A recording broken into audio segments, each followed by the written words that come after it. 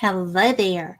Welcome to Fate Mag Radio, the online voice of Fate Magazine. I am Kat Hobson, your host, and I am so excited about tonight's show.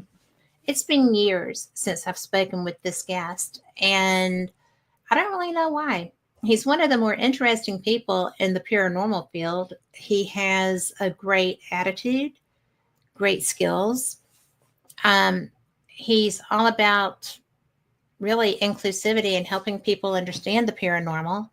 He is he's a really nice guy, and on top of that, he is he is all kinds of things.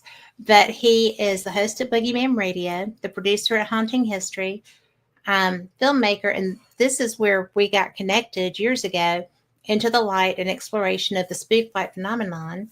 And he is the creator at Ghost Dad. And not only that, he's really a good person. He is part of the Dark Realm TV network, and he is somebody that I really like a lot. So, David Glidden, thank you so much for joining me tonight. Well, thank you for having me. Well, Too kind. I'm just, it's been a long time since we've spoken. It's been a minute. It has been a hot minute. Yes. But, I still, when we go to Cherokee, and I really much have to do my work in the summer up there because they close the Blue Ridge Parkway if there's even a chance of getting below freezing. Hello, Jeremy. Hey, Lori. And I'm a woman by myself, so I have to be particular. But I'm still working on trying to ascertain the reasoning for those Thomas Divide lights. And I've done so many things. My husband got behind me on this because of some of the stuff you and I talked about. Right. And he was like, this is real. This is wow. And there's a lot of science behind it. A lot of science that supports it. So I think it's really easy for people to just dismiss it rather than to accept it. But when you start actually digging in, it's real. It's there. There's science. There's evidence for it. So I think that's makes it a lot easier to turn these skeptics into believers. So, and that's because that's what they want. They want the facts. They don't want just like feelings, or people telling them I saw this, but where's your proof? Right. Well, I have proof. I mean, I have video, and since we spoke, I was out there because like I said, he's playing poker. I'm usually out there by myself. In the summertime, I can be out there a little later because they don't close until like 20 minutes till sunset. Right. But I was out there one evening and they come up. We've done the topography maps. We've done the driving the mountain. We've done everything, gotten our information squared up. And one came across the divide. I was fooling with my camera, and everybody was over on the other side. They were kind of in the midst. They were doing what they do. Yeah. And when I looked back up to get my camera back up, there was one that had crossed the divide and was right by a tree that was on the overhang there. And that's the first time I had one of them approach me. And I was like, thank you so much for being curious and for wanting to share with me, but this is making me a little uncomfortable. Right. Well, that kind of experience is not a common one. I mean, it does happen, but it's not a common one. Well, that's what I was going to ask you. How many people do you know that have had them try to interact? So, depending on location, in regard to like the Brown Mountain lights, we've only had, when Josh and I did our investigation out there, talking with locals and everything like that, there was only like 2 instances that we were able to come across where people got really close to the lights. And a really interesting story we were told were about a hunter and his son who would go out into the woods. Of course, when you go hunting, you go extremely early in the morning, earlier than I'm comfortable getting up at. Ditto. And they went out this one time, and they're walking the trail, and they see these lights coming towards them. They thought maybe they were 4-wheelers or something, other hunters being out there, but there was no sound. And so they stopped to listen, and the lights kept getting closer, and the lights were traveling along the trail, and they were just watching these lights, and as soon as they got a certain distance away, it went off path, went around them, and then got back on the path and continued on. I've So it never just heard it circumvented them totally. completely. And something like that would suggest like an intelligence. Hmm. But then again, if magnetism has anything to do with it, if, like when you're putting two magnets together and they reject each other, I wonder if that doesn't play a part into it. And we Um, do have a certain element of that built into us. yeah. Um, Another instance was a guy in the movie. We talked to him briefly. He was there at the Overlook, and he was telling us about him and his friends being out there, and they actually witnessed this ball of light, and it got about 10 feet away from them, and they took off running because they were scared, rightfully so. Um, but the out in the Brown Mountains, it's far and few between. But if you go out to like the Joplin Spook Light, a lot of the stories, people there's a lot of people that have had stories where this light anomaly will actually enter their car as they're parked on the road. I It'll felt come through like their that was a car and possibility because it was pretty darn close because I was yeah. parked right by the wall Hmm. and it was not bad. I mean, it wasn't being bashful. It wasn't, you know, darting or anything. It acted like it had a purpose. Yeah. So I don't, certain places it's like what's the purpose of the light, Um, but of course, like if you guys have anybody watching has watched any of the films, especially the second one, Hmm. the the idea behind it, it's kind of out there. It's a broad theory, but it's one that is still grounded in science, but also tiptoes that line of the supernaturals. Hmm.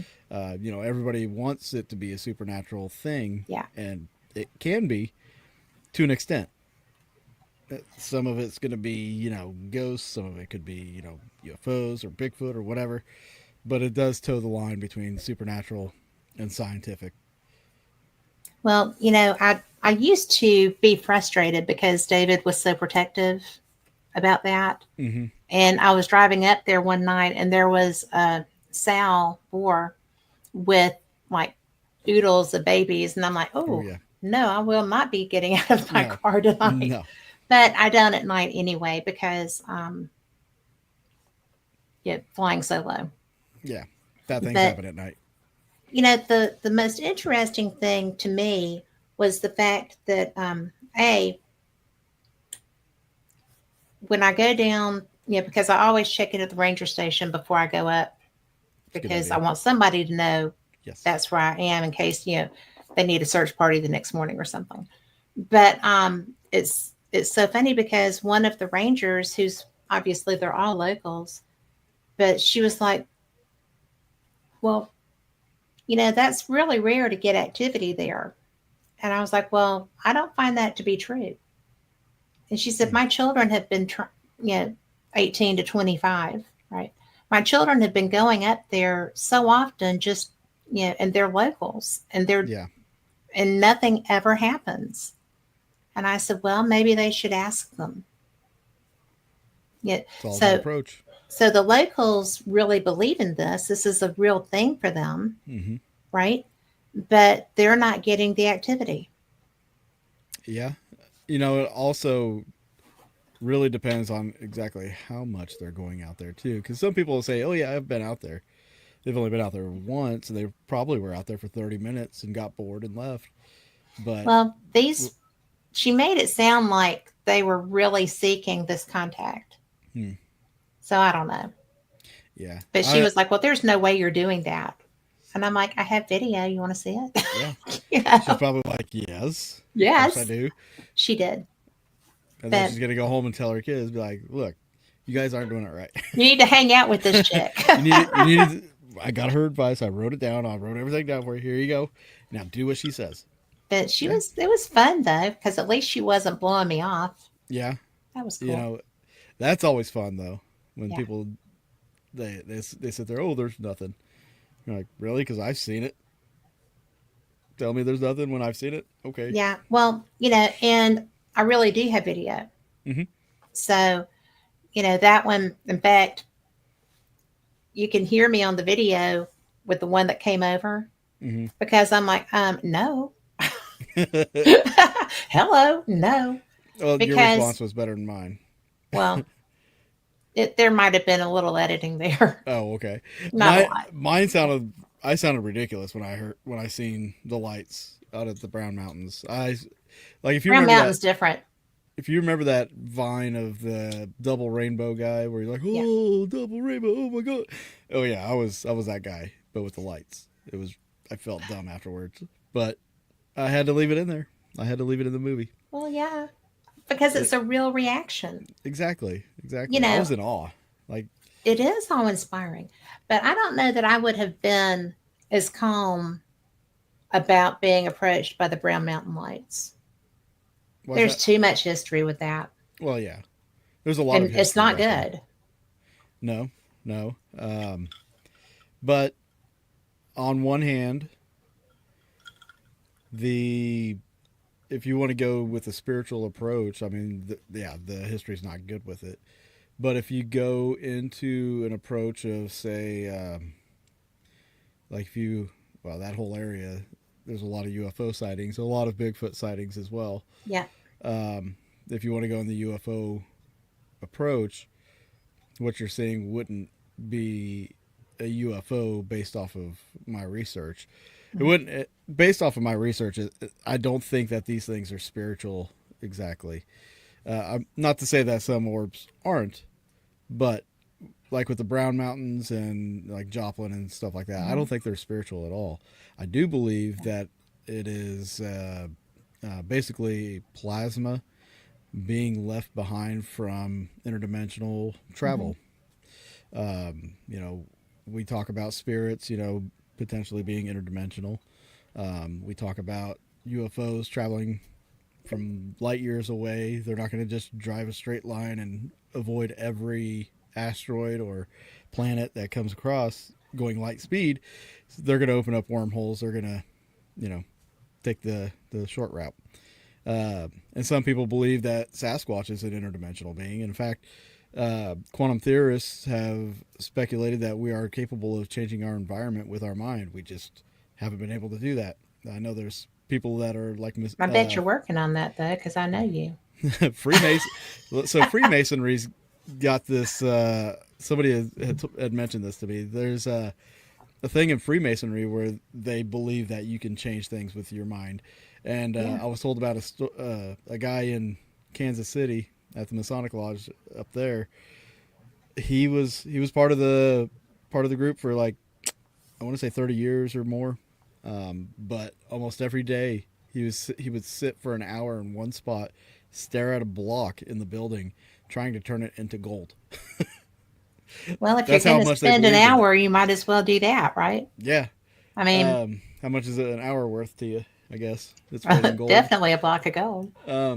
So like, if all these beings are capable of interdimensional travel, and Bigfoot's like one of these beings that has a super brain, and it would explain all the blurry photos, but if it's able to bend time and space and become invisible or to shift into different dimensions, it would explain the blurry photos and things like that. But anytime that there's a rip in time and space, there would be elements of plasma being left behind, like a thunderstorm. Yes. Which is why you get ball lightning. But a lot of the times there's no thunderstorms when people are seeing these lights. So I see them on clear nights. I mean, perfect weather. These locations are areas where there's high concentration of UFO sightings, Sasquatch sightings, or paranormal activity like ghosts and stuff. Yeah. So if there's that travel happening in that area, what's going to get left behind when you have these things traveling in and out? You're going to get plasma, and it would illuminate in the dark. So I think that's, for the most part, what we're seeing with these balls of light. Well, I just find it fascinating because I've been there when there was nothing. Mm-hmm. I've been there when they started well before it got dark. Yeah. And I've been there when there was every hue and color. I Mm-hmm. mean, which blew me away because I had only seen pink, grays, and kind of a purpley blue. Mm-hmm. And so that one night, I don't know why they were so vivid. And so, I mean, seriously, greens and pinks and oranges, and there were so many colors, but there were also Yeah. so many of them. But I mean, I was used to just seeing the three shades, and I didn't know what to make of that. Hmm. Now, from talking to Rick Park, um, he and I are both like these kind of a-holes about like orbs, like, photos of orbs and stuff like that. Hmm. Uh, we tend to crap on people's photos because of that. And, but for good reason. It's not like Well, we're there just is a like good, yeah. bullying, but like, you know, moisture and dust and everything like that can reflect light differently Well, based sure, on its especially if it's makeup. not dark yet. Yeah. Um, Based on the makeup, say like there's a higher zinc concentration in a droplet of water Hmm. than anything else, it may reflect like a orange color, or if there's Hmm. a potassium or higher levels of different elements, it'll reflect That's a light great point. differently. That's why you would get like different colors like blues and stuff like that. So these light anomalies could have elements within it that are illuminating different colors. So Well, it was interesting because that truly was something I didn't understand because I've seen them in daylight before too. right, But it was just such a varied thing. But probably there had been a storm that day or something, or there was one coming because atmospheric conditions, they don't really affect how they move, no, but they do affect how they look. yeah. Um, Now if you see a red one, you better run because it's a demon. What? A demon, I got your demon. if But it's, anything. but it really, people, and again, you have scenarios like Joplin, you have scenarios like, you know, Brown Mountain. People are terrified of this phenomenon. They are. It's And odd, but like it's warranted, I guess, I because think, things that are unknown typically do scare us. So um, well, I understand it. I agree. I still But wouldn't it touch doesn't one. make it, you know, it doesn't make it easy to have a conversation with people there. Yeah. And, and that ranger was so funny. She was like, my children have been trying to see this for years. I was like, well, they can come with me.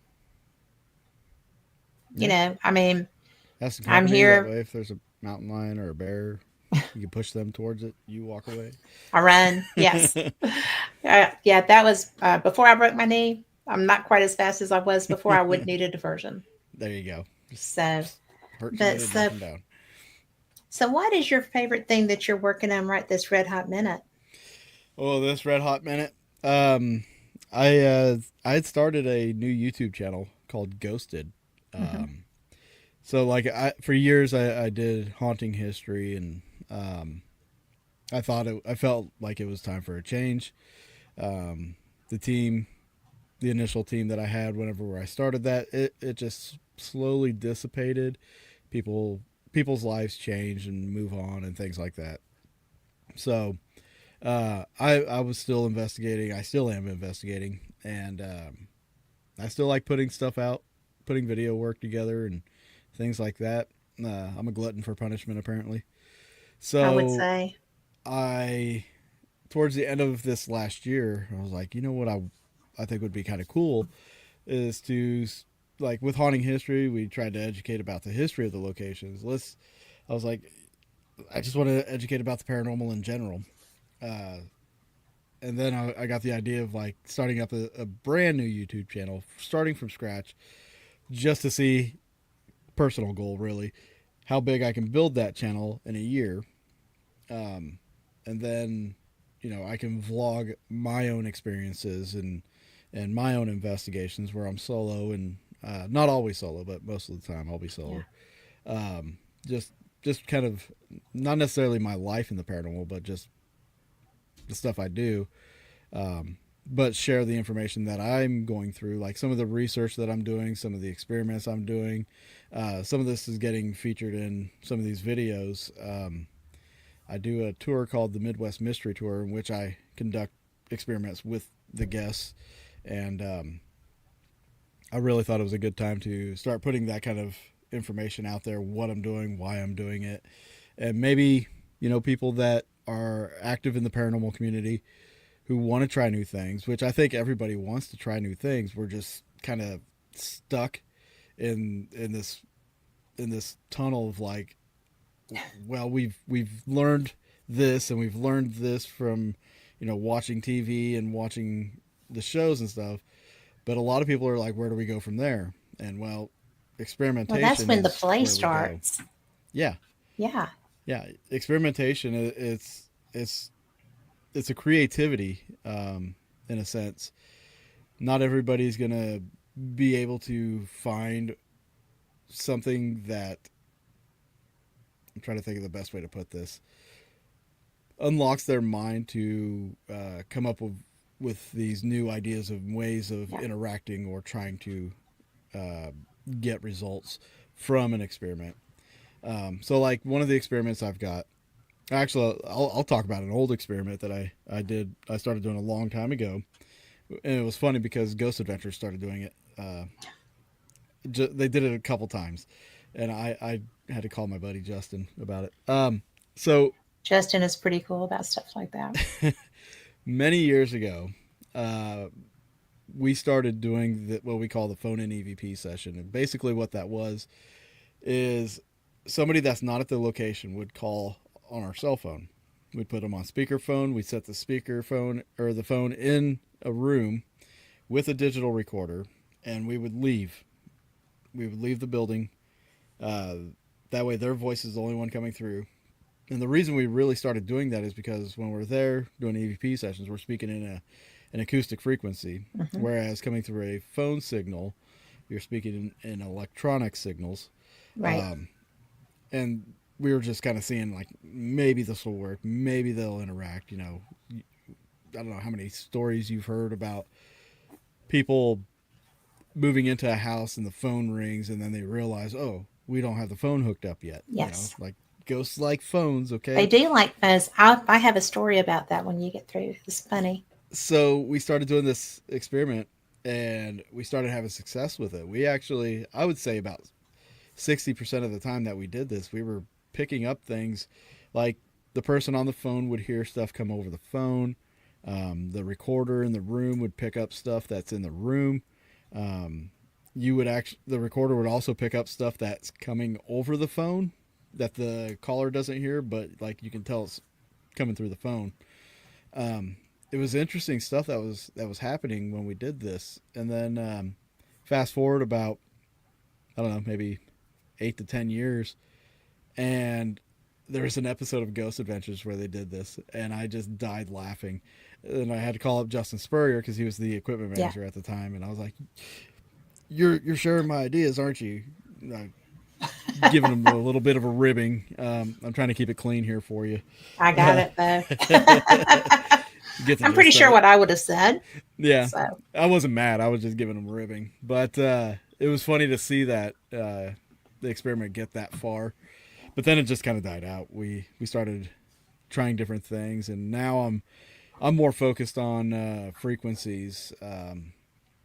Frequencies are fascinating. Oh yeah, I found one that's supposed to. I'm going to start experimenting with it. It's supposed to give you an out of body experience. Okay. I don't know to what extent, but the government was using it, so I'm going to use it and see what happens. Well, I don't really see where. I mean, because you can always come back. Yeah.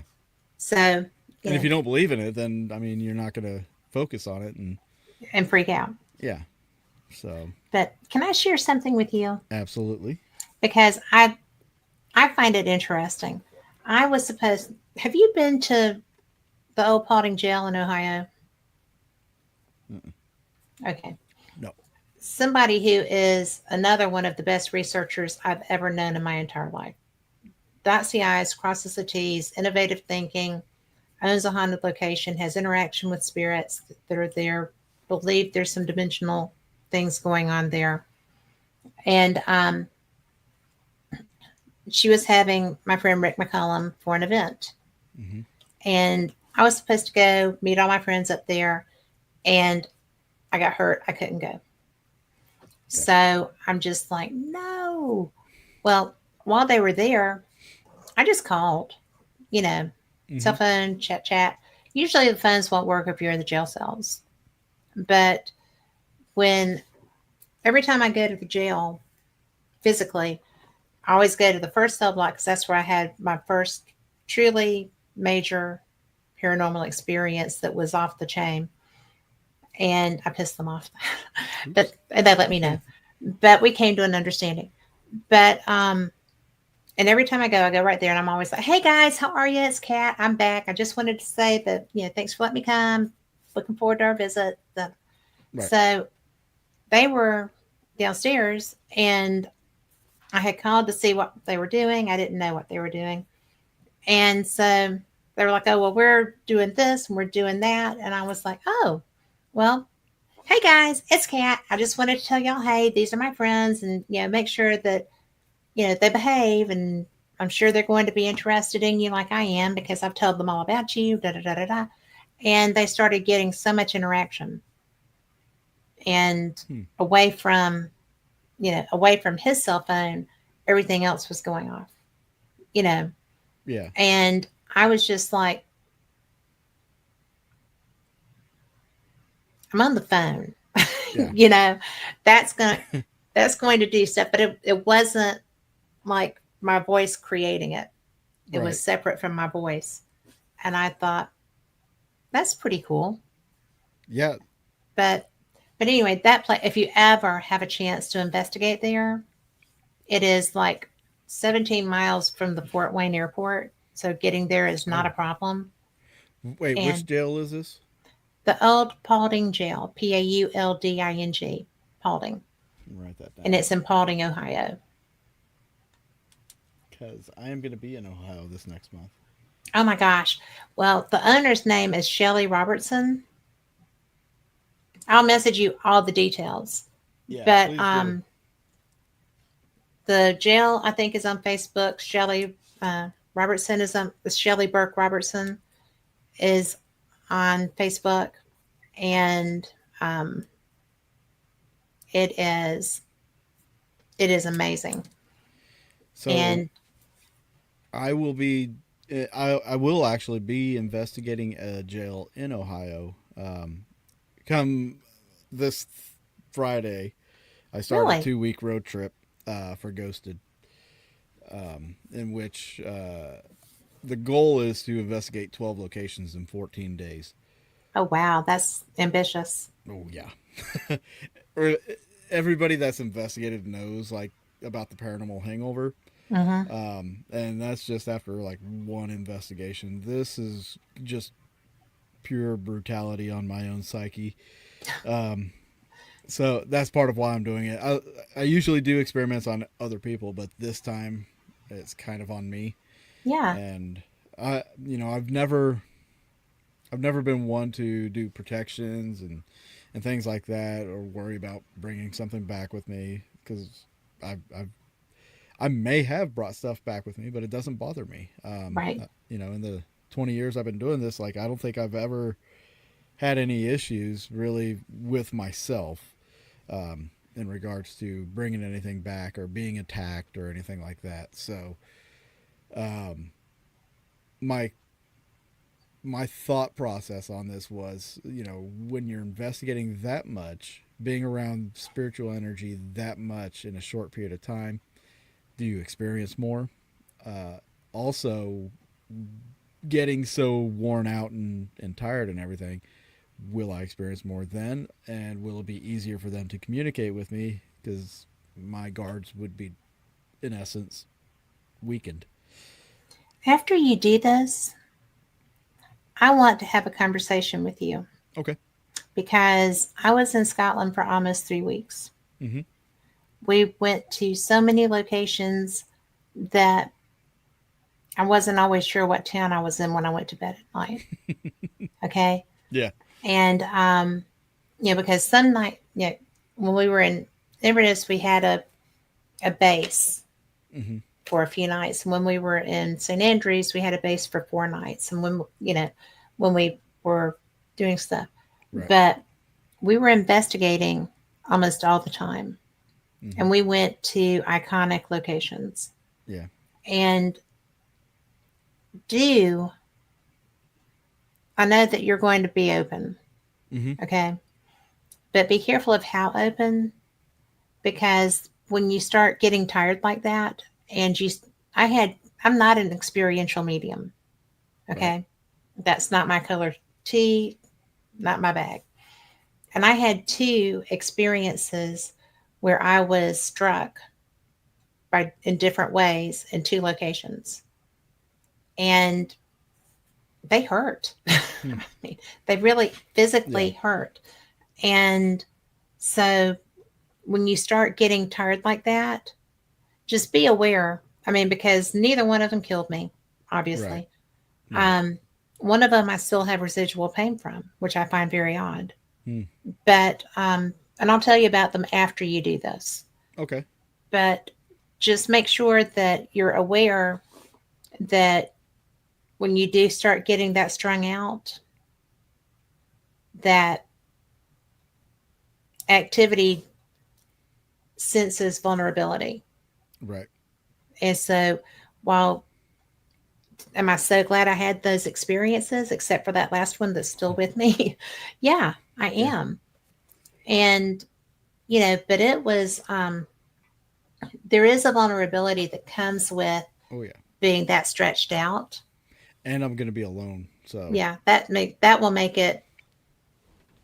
How far are you going to be from people that know what you're doing? well, I have friends in Ohio, so um, depending on the location, really, I think the furthest I'll be away from anybody. There's 2 locations that I will have a guest with me, at least 2 of them. So I'll have that, but one of them is like in the middle of Iowa, so Iowa's all cornfield. Yeah.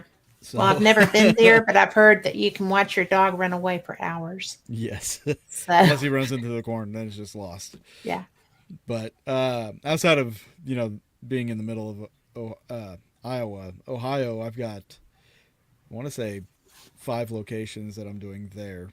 So the guys from Dark Realm, they're only a stone's throw away. As well as a couple other people that I know. Austin Maynard, he's I wish I out was that way up there. too. I would love to investigate with you.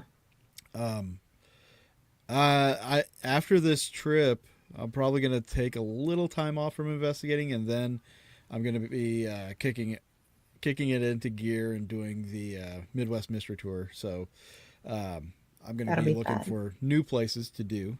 I was talking to somebody last year about doing something down in Texas, so that's a big possibility that I'll be doing something down there. But I haven't really jumped into that yet, and usually when I do, it's like spontaneous. Well, that makes it more fun. And yeah. also, you don't have time to get stressed. You just go, do it, Yeah. done. And that's my planning. That's how I plan stuff. I'm like, It I have an works. idea. Let's go do, and I'll stay up late at night, like trying to get everything going and figuring everything out and calling people, emailing people, and stuff like that. And I'll if I had enough 5-hour energy drinks, I would stay up a week doing everything, getting it all done. That's funny. But no, I will stay up about 14 hours just working on something straight. If I've got if I feel like I've got a great idea or the motivation hits right, Great that's what I'm ideas doing. deserve that. Yeah, you got to focus on it. You got to do it. Yeah. Otherwise, Because you have to grow them. You get the hit, right? Mm-hmm. And then you're like, ooh, it's almost can like I do adrenaline. that? And then you start on logistics, and then that's where the fun happens. Yeah. So. Realizing you don't have the funds to do everything you want, you're like, oh man. Yeah, but that's when ingenuity kicks in. Yes. So like I tell with you this what, if you tour, ever come south to do these things, yeah. I I can will. hook you up. That Oh, would be fun. I will definitely come south to do these. And you know, Denise Pridemore lives down here now too. Yeah, they're in Florida. So, mhm. She's been trying to get me to come down there for a while now, and I want to get down there and visit. I really do. So that might be something to look forward to probably this fall. Well, it's always a good time, and it's much better in the fall. Yes, You would yes. be much happier in the fall. Oh, I love the fall. That's my time of year. Well, but I mean, so that you don't melt right into a puddle in the middle of a fort somewhere. Yeah, I've been to Florida a few times, and Yeah. y'all can keep that humidity. Y'all can keep that Yeah, those well, ocean temps. You can keep that I down am there. from Alabama, born and bred, and even I get enough of that stuff. Yeah. I do want to let people know that we are doing our Fate magazine giveaway tonight. Whoop whoop. And if you are in chat, pop in a hashtag lights, and that is your code to be entered into the drawing. So just come on in, hop in chat, and let her rip tater chip. But I think it's so fun to do investigations, and I love to watch other people's investigations. So I think that what you do to share this with people Hmm. is so cool. I think it's different. Like I've been a part of a lot of these group investigations, and they're all the same. Yeah, It's like if there's events and there's paranormal celebrities and they're supposed to lead these events and these investigations, and then they'll they basically let everybody just do whatever they want yeah, for the most part. And then they don't really teach them anything. They don't explain why they're doing something, because not everybody that attends these things are like active investigators. There's some of these well, they're people there are. for yeah, a lot of them are there because of the name Mm-hmm. of whoever's there. And Yeah, you know that should not be, I mean, I know it's the draw for a lot of people, yeah. but the location and the experience, because I've been to celebrity events with people that didn't know anything about the location they were at, Mm-hmm. they were leading an event for. Yeah. And it's like, why are you here? And the other thing is, like, when there's so many people, it's hard to really have an experience because everybody's talking, everybody's like so close together, everybody's just doing whatever. So I wanted to make a tour event that was unlike anything else. The first year I did it, I did have special guests. I kept those hidden so the names wouldn't be like the reason people were going. I wanted Right. people to come because that was something that they'd be interested in. And then I'd surprise them with, the guest investigators. I think we had Katie Stafford and Josh Hurd and a couple others on those events. And then last year's events, I cut out the special guests and we just focused on the event itself. And we did even better. I think people caught wind of what I was doing, and Yeah. they wanted to experience it for themselves. And at these events, like, I'm doing experiments on the guests, like they are participating, whether they like it or not, in these experiments. Well, they signed the release, right? Yeah, they You're did. good. That's exactly right. So, And a lot of these experiments, they're not like really, they're not jarring.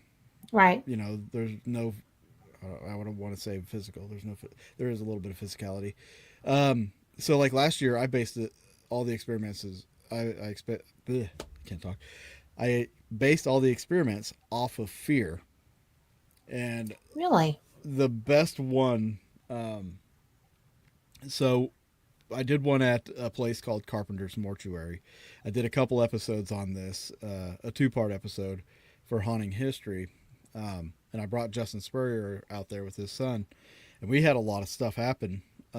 So then I started doing these events, and I did one out there, and last year was probably, or the first year was probably one of the coolest ones because I got to use an element to invoke fear that I haven't been able to yet. And this event happened like, Wasn't a snake, was it? no. Okay. This event happened, I think it was like November 5th or something like that, November 4th, just after Halloween. The place is used to be a mortuary, but now it's a haunted house attraction. So Halloween season's over, so you would think the attraction's closed. But as soon as everybody got there, I sat them down and I let them know they are going to go through the haunted house attraction with the actors and everything full blown, everything going. And they were going to go in one at a time, within a minute apart of each other. So Oh, they had to go wow. through the haunted house before we actually started investigating. Which a lot of people were pretty scared about that. And that was pretty dope of them to do that for us. But that right there just kind of raised the fear levels, because when we Well, it got have, the energy in the building rocketing. yeah, Wow. we have those kind of emotions, and we have those outbursts and things like that. That's energy that we're putting into the environment Yes. as well. And that's what I wanted to do, was That have was clever. us feed whatever's there our energy. And then later that night, one of the guys, he had his shirt pulled up. Um, he freaked out over that one. It was one of his first experiences he's ever had.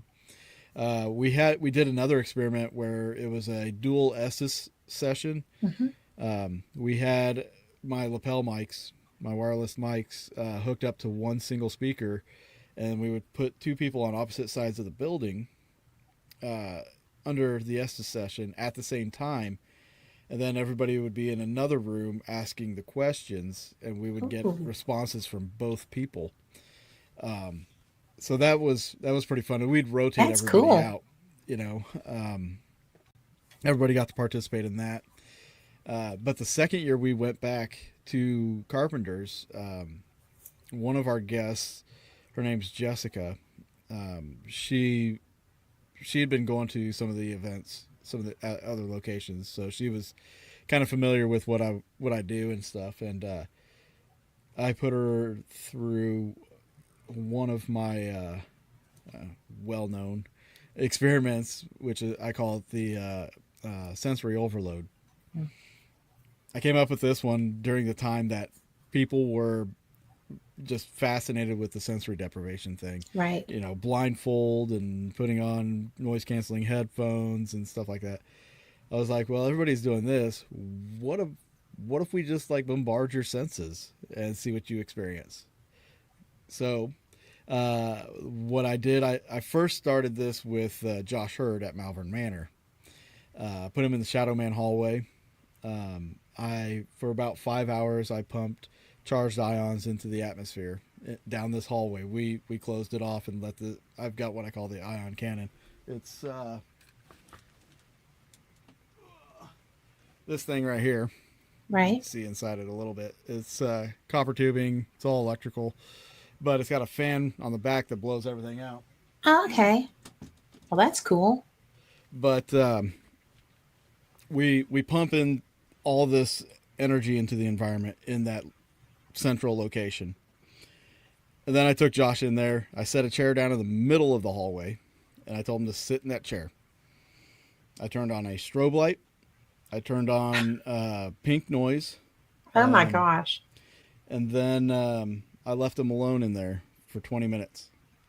And the idea behind it hits different facets of our experiences. So like with the pink noise, obviously there's going to be audio matrixing. With the strobe light going, there's a potential of visual matrixing.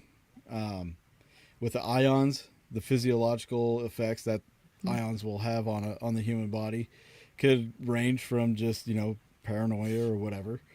And then also to go psychologically with that, I stuck him in the middle of the hall with nothing to his back, so there's no safety net, and you feel like you're in the ocean surrounded by sharks. So within the first minute, he was up and up against the wall, like back up to the wall. Josh Hurd? Yeah. Okay. So I had to go back in there and tell him, you've got to stay seated. You have to stay seated and focus down this hall. Oh my gosh. And it was bizarre because he was hearing his name being called. He was he was seeing movement at the end of the hall. He was having a bunch of experiences. So then I took this Were experiment. they real or from overstimulation? Stimulation. So then the next time I did this was at Ashmore Estates Oh, with Dan Williams down in the boiler room and Mary Marshall.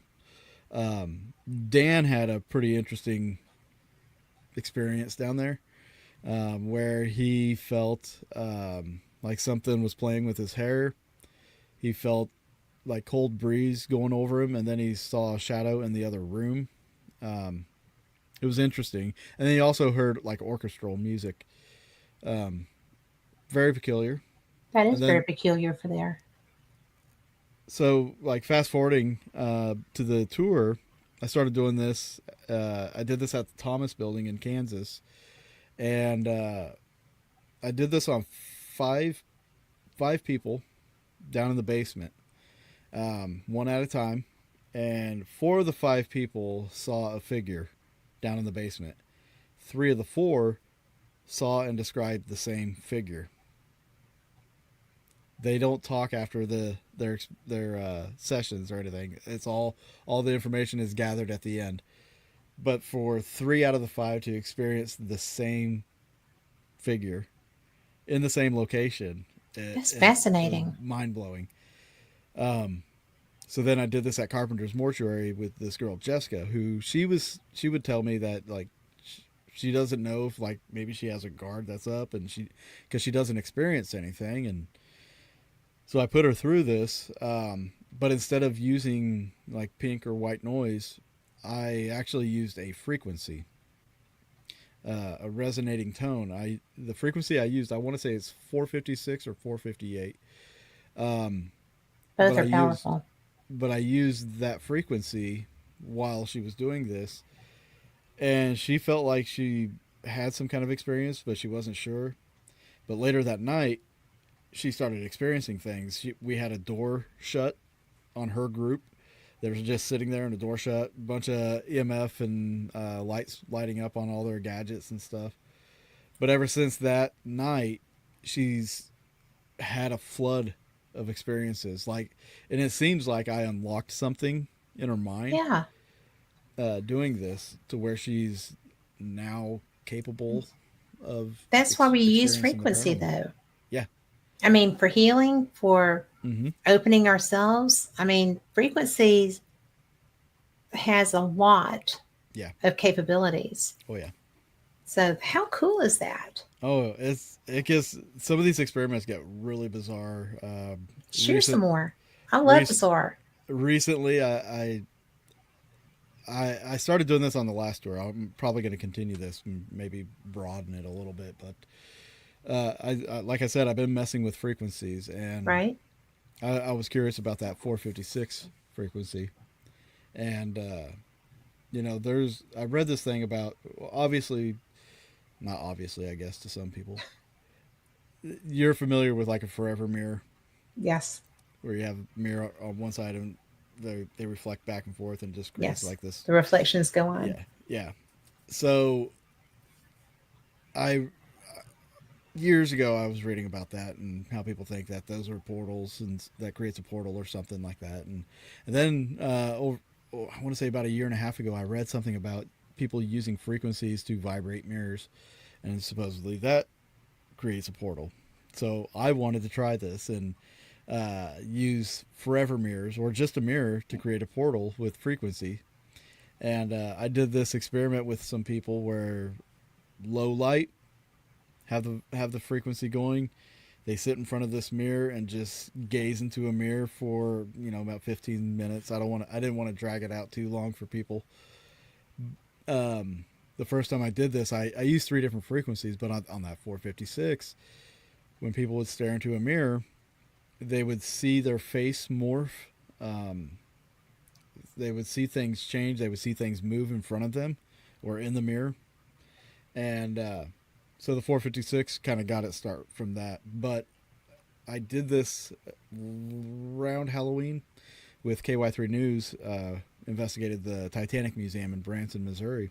Oh my gosh. And the Chad Pline, the guy I do the news story with, I had him sit in. They have a forever mirror set up there. It's wicked because you come around the corner and you think you're gonna just keep walking, but it's actually a mirror. It's so messed up.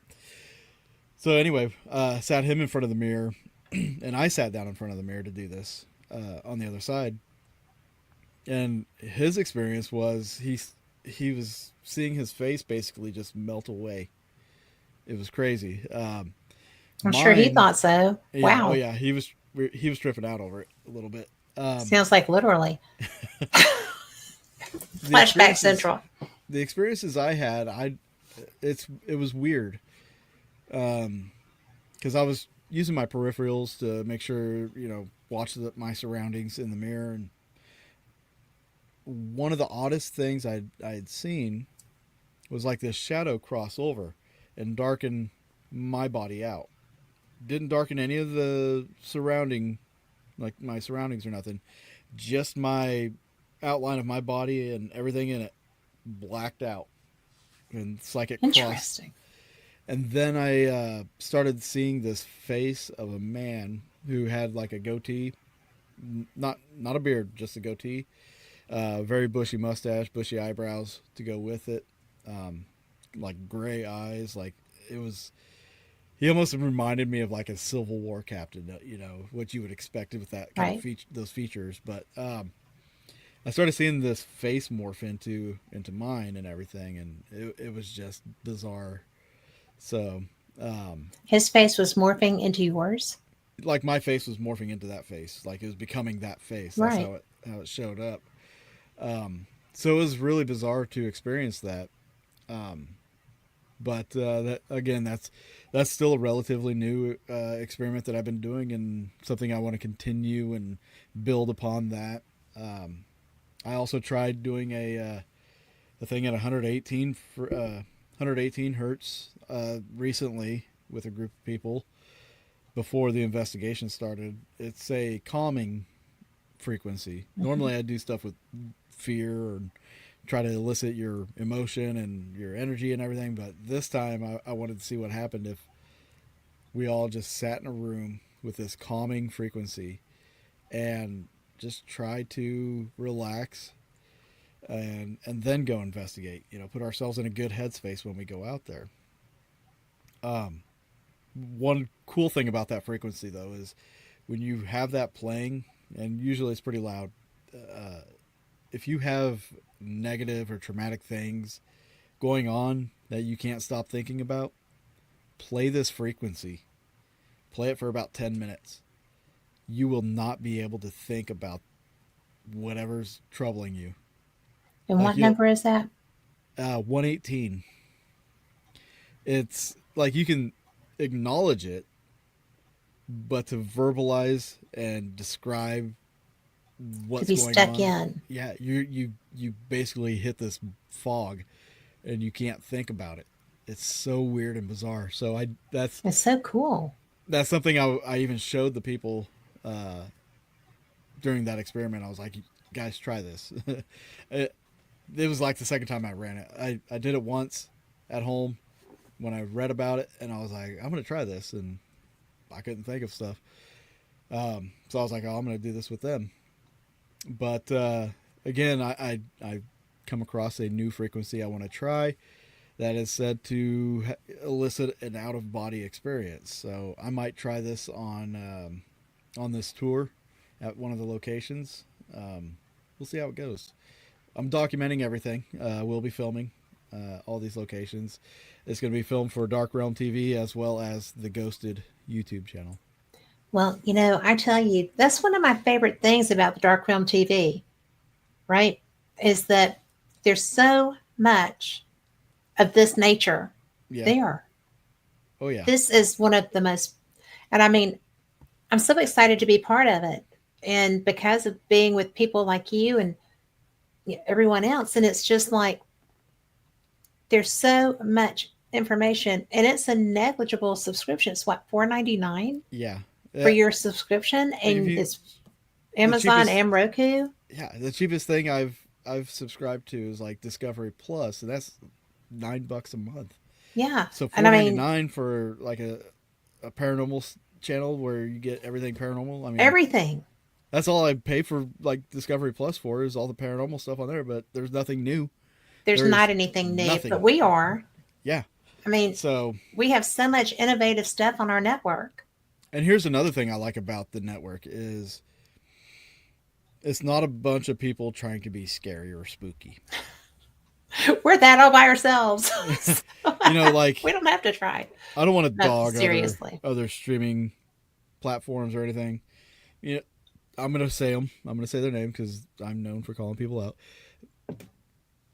Streaming services like Paraflix, you know, they try to push this scary, badass, spooky, like, we're cool, all in black. This, like, that's what they're No. that's the image they want to put out. That's what they push.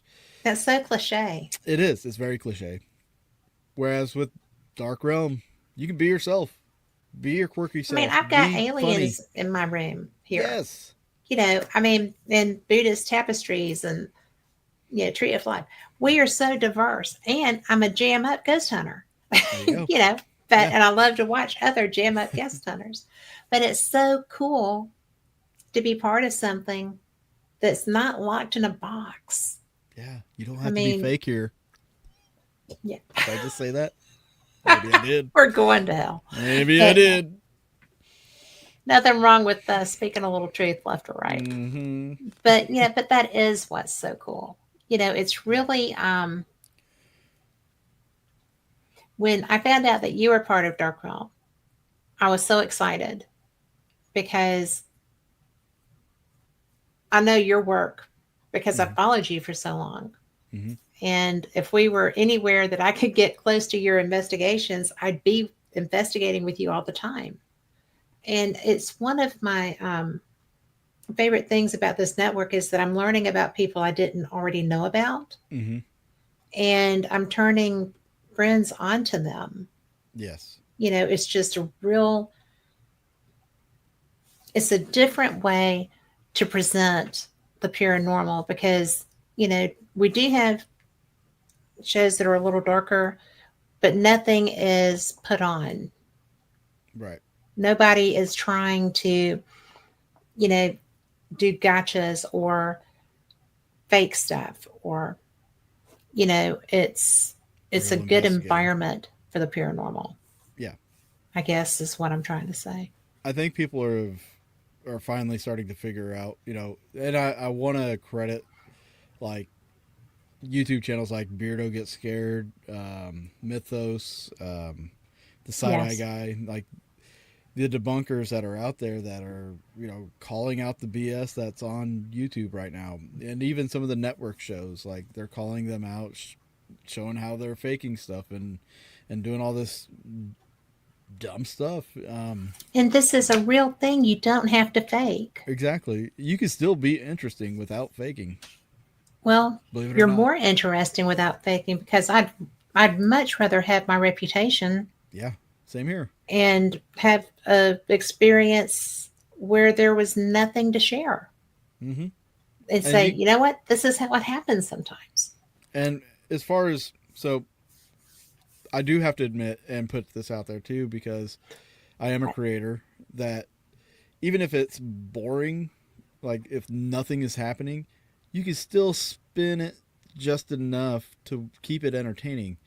Like, I Well, know but a lot of that's people, like a lot of people don't like background music or ambience when they're watching. oh, the I love it investigation because portion. it can actually ramp up stuff Well, I mean, like for a viewer, like post production.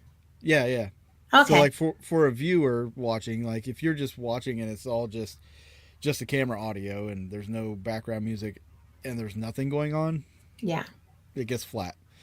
You got to add some of that stuff in there for tension and all that. It Well, keeps that's people entertainment. engaged. Yeah, there's always going to be an entertainment aspect to any video that people put out there for, like, you know, subscriptions channels or YouTube or whatever. So I mean, there's that element, but you can still be legit and still be, you know, forthright while keeping it entertaining. Well, absolutely. And, you know, really and truly, no matter what your profession, no matter what your projects, no matter in what context? If you don't have your reputation, you don't have anything. Mm-hmm. And we all know that ratings are nice, Yeah. especially if you're on a public network. Um, like, dare we say Travel Channel? Yeah. I mean, you know, Why not? but so I can see pressure having something to do with that. Oh But yeah, for sure. there's enough that happens that you don't need to fake. Oh yeah. And there's nothing wrong with enhancement. There is something wrong with faking. Absolutely. And they're two completely different things. Mm-hmm. And I like knowing that something's about to happen or feeling like something's about to happen because of the ambience. Mm-hmm. Absolutely. That just adds to, for The me, it woo! adds to the mystique of a location. You Yes. know. Well, I'm going to tell you, I was at Culloden Battlefield. There wasn't jack going on out there except that somebody shot me. So I was totally, I was done. But there was no ambiance except Yeah. for like, oh, I got to go. But it was, you know, Now I do like creating some outdoors. content. I don't know if you got to watch it yet. I did I guess you'd call it a documentary, called "The Ghosts of Malvern Manor," Mm, and because basically, Malvern fascinates me. yeah, um, it's basically just a story. Like it's a documentary about the spirits that are there. It's not so much about the manor itself, but the spirits. Mm-hmm. And I go through each one of the spirits that are said to be haunting the place, and let people that have investigated there, or people that know the history of these people, let them talk about these people, let them share their story, share their experience with them, and evidence surrounding those particular spirits. And that kind of content I actually really enjoyed doing, because it's like there's a lot of people that go out there and like, oh, I'm doing this show to tell their story, but they're not really telling their story. They're trying to Yeah. document the evidence. Yeah. It's like, no, let's share their story. Who is this? Who was this? And why would they be haunting? And like, there's not a lot of background information on the subject matter, just the subject. Yeah. So, I think that's brilliant. and I'd like to do stuff like that around the country at all these big, well-known places that have multiple spirits. It wouldn't really work too well. Like, say, I don't know, say like a place that has like one spirit or something. No, It'd be no. like a 15-minute documentary and it's done. Yeah. And, where's the fun in that? Yeah, But like, oh, that's that was what, cool. the place that I was telling you about in Paulding, Ohio, that place has like retired sheriffs' spirits are there. Mm. Um, it was on a Portals to Hell episode. I was on that, but only for a moment. But it was their season 2 premiere, Uh huh. and they didn't even really delve into the hauntings Mm. because it's it has resident spirits Mm-hmm. and people that come back and forth. There's a lot of dimensional things that appear to be starting to develop, Mm. and it has an owner that's very into research and documentation, so it makes it fun. You would have a ball talking to this person. Um, and again, Shelley Robertson, I'll connect you. She's on my friends list, Yeah. but she cares about her spirits. She is all about the research and trying to figure out what is happening through here. Mm-hmm. Um, are there portals? Possibly. I mean, there's so much that she's doing, and when you have somebody and like you're trying to get information, you're trying to understand what's happening, Right. you're trying to learn what's creating the environment that lets these things happen. When you find people that are doing that, it's so nice because you bring so much more to the table with that. Oh yeah. And I would it have loved to have opens. seen Josh Hurd in that. I I'm have going to have to video go of and it. look at that. I'll share a link with you. um, I like doing the experiments, and I like to get that information out there, not through, especially through not just doing the events, but now with Ghosted, Hmm. like I was telling you before the show, Ghosted, it's there's a hyphen in between the T and the E, so Yeah. it's Ghost Education, and the whole process behind that is to educate people, whether you're a new investigator or you're a seasoned explorer.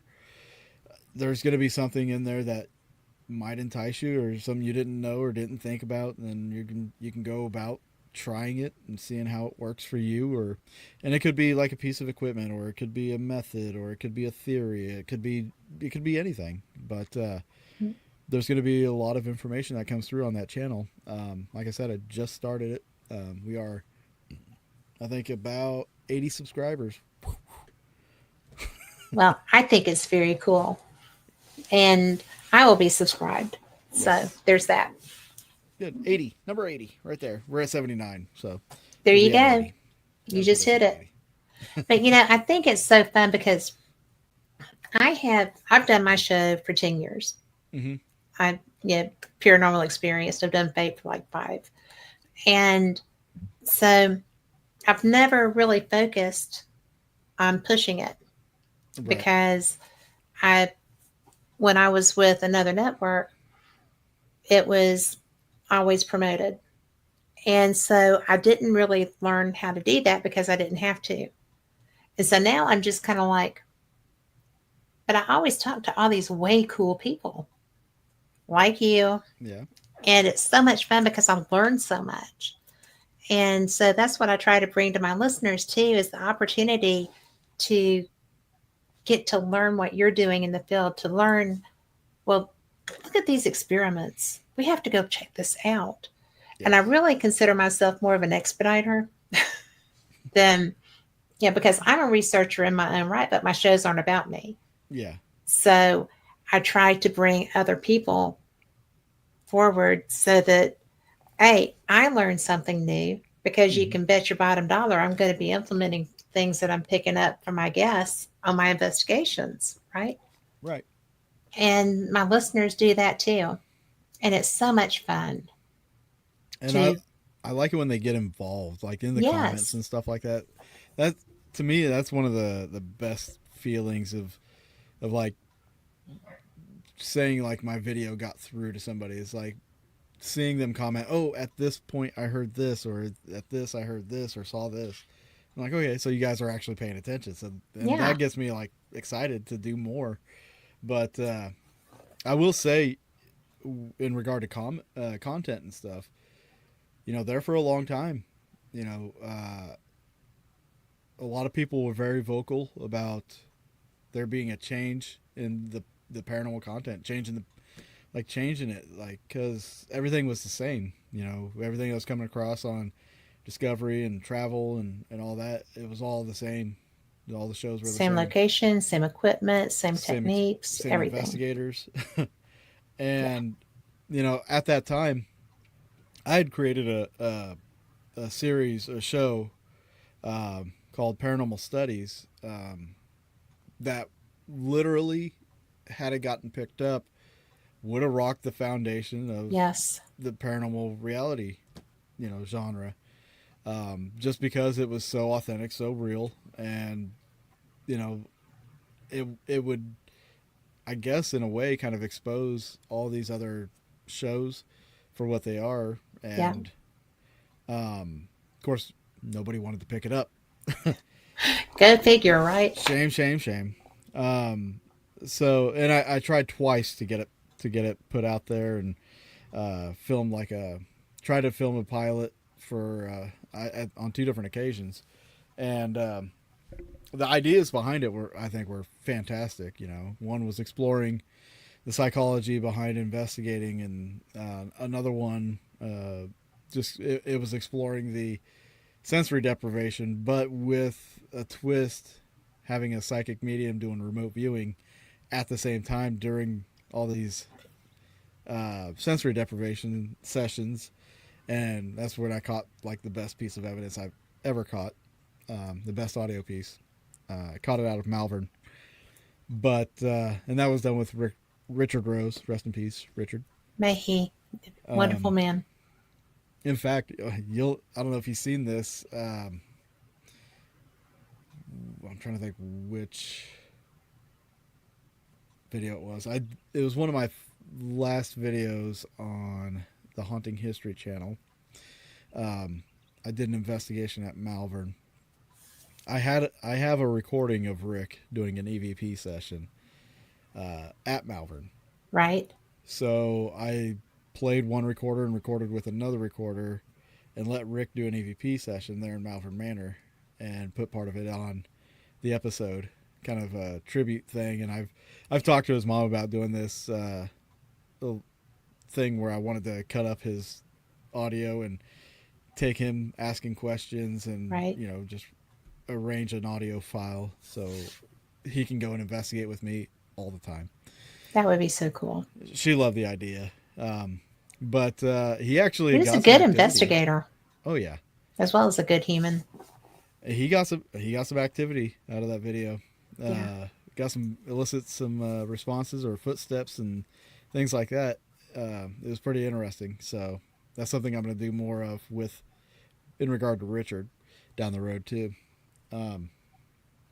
But yeah, I tried to push this paranormal studies show quite a bit. Myself and the Paranormal Research Institute, Dan Williams and them.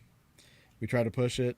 It didn't get the support, not just from network, but like also from the paranormal community. Like there was a lot of people that were screaming for a change, and to create change, you have to put up or shut up. And you do. A lot of these productions, it costs money, and we tried to raise money to get a full season of paranormal studies filmed. And I remember when you were doing that. That shocks me that you didn't. We barely even scratched the goal. Like it was. I think our goal for an entire season was like $10,000, which is completely cheap, and that's because that was all. Yeah, I already own the cameras. I own all the stuff. I don't have to have a big network. I'm filming it. I'm editing it. I'm putting it all together. All I needed the money for was to do the traveling, book the locations, and that's it. And to be honest, in full disclosure, the time that I would be taking away from work, that would also help keep me in my home. Solvent, yeah. Because I have to pay bills too. So that would pay for the locations and stuff like that. But we didn't get hardly any support. I'm not going to say we didn't get any. We got hardly any support from the paranormal community, which was really a kick in the gut. But, I think people it's hard for creators because we know we can put out content for free, and people know they can go on YouTube and watch content for free. But that doesn't pay us. It doesn't keep us. Well, it doesn't compensate for the time and effort that goes into doing that. Yeah. And like the people that do it full time, if they've got 100,000 subscribers, they might be able to do it full time and be able to pay their bills. But, or a trust fund. Yeah, something like that. But for the most of us, that aren't that big on YouTube or anything, we pay for it all out of our own pocket, plus paying for our own bills and stuff. So yeah, cost of living, it's there, it's real. I'm never shy about talking about finances when it comes to filming, because people just don't realize that that's an aspect. And being shy about it doesn't pay the bills. Yeah, people think you can just go do it and not have it affect you, but it does. It affects everybody that does it. So in case you follow anybody watching, if you follow a content creator, just let them know you appreciate them. Because they go through a lot to put out that content for you. Especially somebody that's prolific like you. I mean, and prolific, there's so many independent researchers in this field, and mainstream networks are there just to feed masses. If you're if you're an original thinker, if you're an original developmental person, if you're trying to bring different methods of investigation forward, then you're generally not going to have a lot of support off the bat, because you have to catch somebody's eye or ear, and it makes it so hard. And with network, they have to sell advertising. They do. That's the bottom That's line how they right there. live.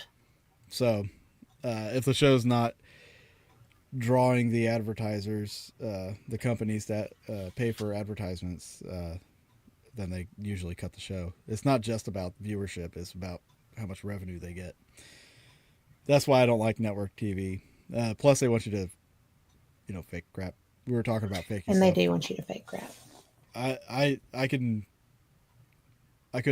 There's probably about 5 times I've talked to producers about being part of a show that was going to be on network TV, and I just get too real with them.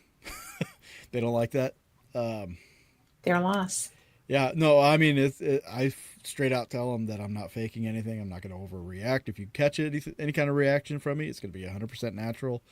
And if anything is faked, I walk. That's just how it is. I'm not there to play games. I'm there to actually do some research and show people the research. Well, and the thing about it is that they think that everything has to have a jump scare every 2 or 3 minutes. Yeah. And if you're a real researcher, that ain't it. Yeah. I mean, that the odds of that happening are so slim. I've coined a phrase called paratainment. And that's pretty much all it is paratainment. All this stuff on YouTube, all over the place, is paratainment. I've started making T-shirts with that on there too. Yeah. I'd probably buy one if I saw one. I've got a Just shop. saying. I've got a shop. I'll find it. I'll send you a link. You can share it. Okay, and we'll put it up in the event too. I have been starting to build up a T-shirt shop and stuff like that for people to help support like the Ghosted channel and stuff like that, because sure, that's something I really hope takes off. I see a need for that.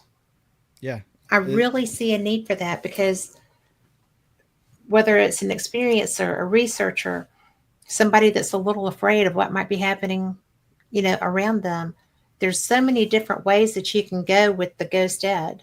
Mm-hmm.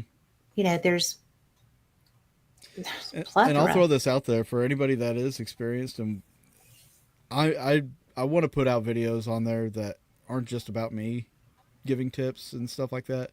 Other researchers, if you want to make a video giving a tip, like if you want to explain REM pods and how they work and how they are defective and things like that, if you put a video together and you want it on Ghosted, I'll throw it out there.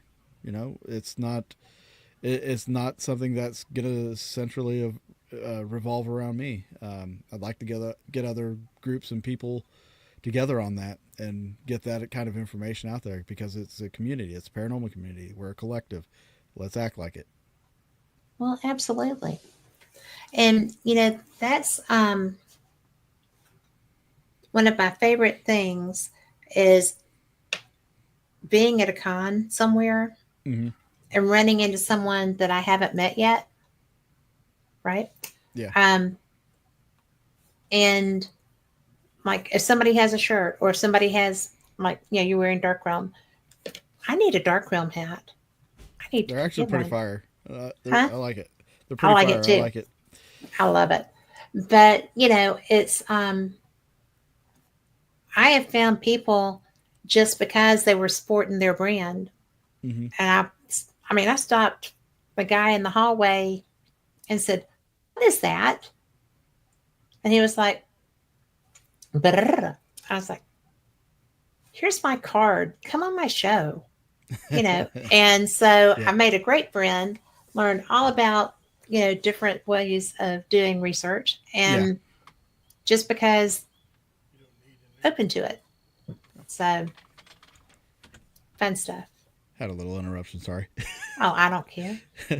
This is why it's live, right? Yeah, that's why it's live. But So, no, I agree with you, and I thought about doing it this year. Not, I'm booked for like 4 conferences, but I really wanted to get out and go just be a visitor at some of these conferences and just kind of not tell people who I am or anything. Just walk around, yep, see what's going on, and uh, eventually maybe just kind of just I can't even think of the word for it. Like just meet people and just kind of build a community that way, yeah. instead of being like, oh, look at me. Well, that's one of the best parts about doing any con. I'll be at the Gettysburg Battlefield Bash, and I'm going to be doing some others too, but that's the one coming up in July. But, you know, and that one I like because it supports wounded warriors, Mm-hmm. supports kids with cancer. It's been going on for some time. The Berries do a great job with that, and their volunteers are amazing. Right. And I'm going to be doing like a sky tour looking for UFOs and stuff while we're there. Oh, cool. So just fun stuff that's different. Mm-hmm. But it's so much fun to see and to learn. And I meet people because I'm stuck way down here in Alabama, right? Right. If I don't travel, I don't meet anybody. Exactly. And Yeah. so, but I go to California, I go to Ohio, I go to Pennsylvania, I've gone to South Florida. I mean, I love going to cons, Mm-hmm. but it's because it's fun. Yeah. Oh, And you meet people in an environment where everybody's going to be interested. yeah. So, and interesting would be the hope. The I, I do want to tell people because we're going to be getting close. Go ahead if you want to win Fate magazines tonight. Put hashtag lights in the chat room so that you will be entered to win.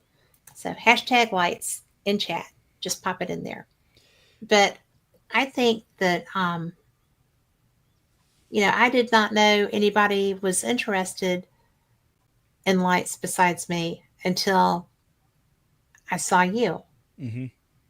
And that's a good example because when we first spoke, I didn't know anybody else that was doing that.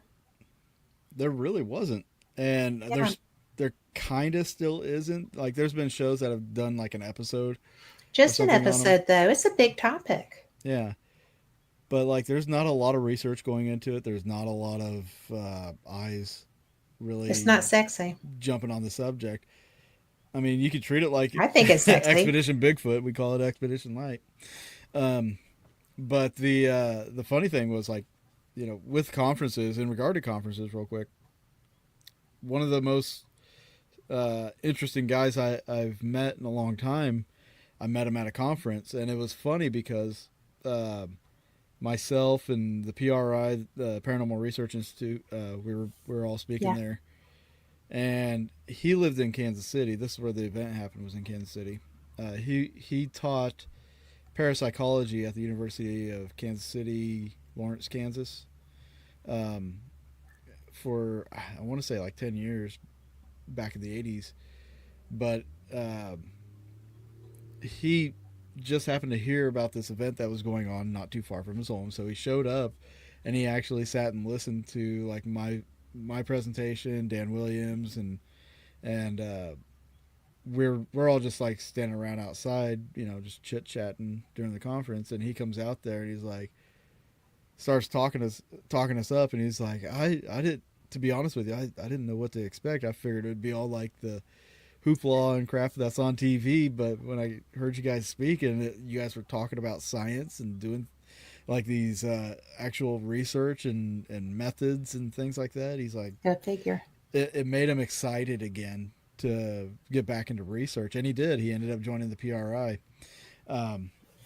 and he helped create a really cool experiment that they've been conducting for a few years now, and they've been written up in the New England Journal of Science. I think it was not too long ago. I think it was last year. Cool. No, 2 years ago. They got an article in there about what they're working on and things like that. It's really cool stuff that they're doing. But I would never have met him had I not been at one of these conferences. So Yeah. you know, good things happen at those things at those Good conferences. things do happen. And, and it's not just that, it's the fact that the general public Mm-hmm. thinks that we all are like the TV shows, Yeah. right? Oh yeah. So if I tell somebody that I'm a paranormal investigator, God forbid I should use the word ghost hunter, Mm-hmm. it's just like, really? And I'm like, Yeah. it's a lot of fun, but it's not as sexy as it looks on TV. I don't get somebody in 42 minutes. They're like, But look at the orbs at my house. yes, right? Pay no attention to the large dogs in the background that are creating all the orbs. Right. But, it's just so funny because it really is real science. Mm-hmm.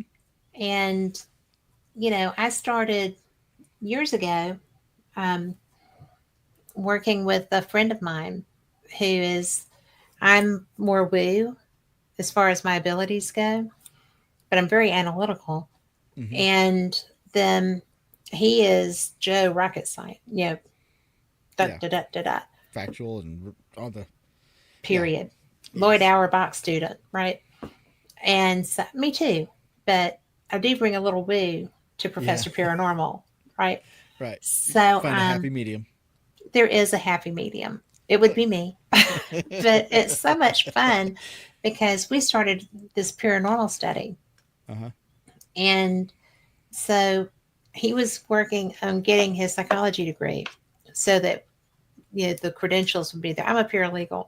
So it's just kind of like there's research abilities here. We have a psychologist here. Mm-hmm. And then he fell in love. And I'm like, now he's married and busy. So Ruins wonderful everything. human, right? I mean, I was already in love. I was already married, but it's just like one of those things that love does win. It's a good thing. That's why we can't have nice things. Or why you do. So, I mean, balance. It is balance. But he Happy did. He medium. found the perfect person for him. They are so happy, and I'm so happy for him. And it's just like, well, okay. But I still do my research. Yeah. So there's that. Eventually he'll come around. He'll be like, okay, so I finished my degree. The news worn off. Yeah. So Let's no, do this. he is thrilled and happy, and I'm so happy for him because you know what? There is nothing better than having your life partner and having it work and be what you're supposed to be with, who you're supposed to be with. And I mean, I'm very blessed. I'll take that every day. But I'm also very supported in doing my work. That's a key thing right there is having that support to be able to do what you do. That's a I don't want to say issue. It's a big challenge to find that. So it is. We tried twice. we were married when I was 19 and got married again when I was in my 30s. So you put a spell on him. I did. So he put a spell on me too. So it worked out really well both ways. He's like, gotcha. Yeah, he's my guy, and he supports me in doing all of this. Yeah. There's a lot involved, like with Fate magazine and with because I had to start a whole different study area because the history of Fate goes back to 1947. Oh wow! The first edition was the Kenneth Arnold story, the guy that saw the first flying discs. Yeah, and that's where flying saucers came from because somebody's like, well, so they were shaped like saucers. Well, now they're flying saucers, right? Yeah. But I try to keep up with all that research and stuff too that's going into that. And I just became a member of the Scientific Coalition on UAP Studies So that's kind of Congrats. fun. So thank you. But, and it's really so cool because that is a lot of rocket scientists, Yeah, right? And I'm not that. right. And It but they still, it's a little hard to compare yourself to somebody that's been doing that, and then you're just coming in like, "Hey, I'm here," and they're like, well, they "Okay." asked me. I was invited. So That makes it even more special, I was just like, thank you so honestly. much. Heck Yeah, yeah, where do I sign up? And do you no really know who doubt. you're asking them? You guys done messed up, Ron. But, you know, just things like that give you so much encouragement, just like your ghost dad, Yeah, and how I'm positive that's being received and into the light. I yeah, mean, you've done so much for so long. And I know I'm not the only person that was mesmerized by this topic when you brought it to the fore, yeah. right? So I think it's really cool that you've gotten the recognition that you deserve. Well, it's really And cool. I'm sorry to cut you off. well, you deserve a lot more, is what I was going to say, but it's nice that you've done so well. When I first did the first film, when you're talking about the recognition um, of the topic itself, the fact that like I said, there may be an episode here or episode there where somebody did Yeah, something, and before I filmed that first uh, film, really I could only think of like one show, Paranormal Files, Fact or Fake, yeah, that did anything about spook lights.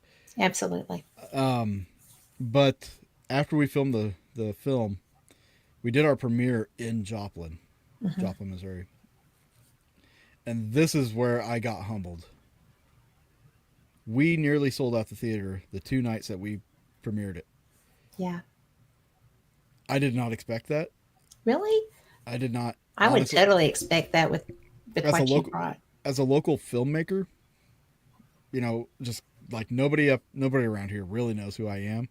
There might be a couple that have seen my show, Haunting History, but like outside of that, nobody really knows me around here. But the fact that everybody showed up for that premiere, Yeah, for both premieres, that made me feel so good. Honestly, it'd make anybody feel good, but like that blew me away.